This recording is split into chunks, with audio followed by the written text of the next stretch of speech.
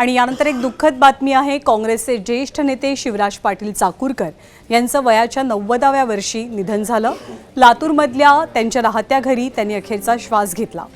राज्याच्या मुख्यमंत्र्यांसह अनेक दिग्गज नेत्यांनी शिवराज पाटील चाकूरकर यांच्याप्रती श्रद्धांजली व्यक्त केली आहे। गेल्या काही दिवसांपासून ते आजारी होते। त्यांनी केंद्रीय गृहमंत्री पदही भूषवलंय। राजीव गांधींच्या मंत्रिमंडळात ते संरक्षण मंत्री होते।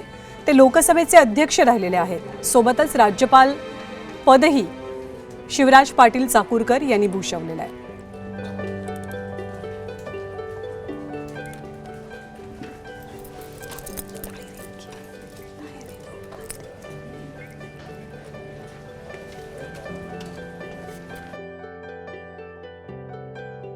राजकारणामध्ये एक प्रचंड सभ्यता पाळणारा नेता म्हणून देखील त्यांच्याकडे पाहिलं गेलं।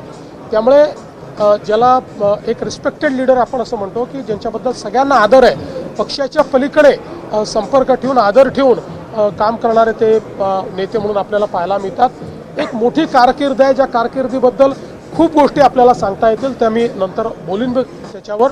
पण मला असं वाटतं की निश्चितपणे महाराष्ट्रातलं एक मोठं नेतृत्व हे आज आपल्यातनं गेलेलं आहे आणि शिवराज पाटील हे वेगवेगळ्या कारणांनी निश्चितपणे आपल्याला आठवणीत राहतील। त्यांनी केलेल्या कार्यामुळे आपल्याला आठवणीत राहतील।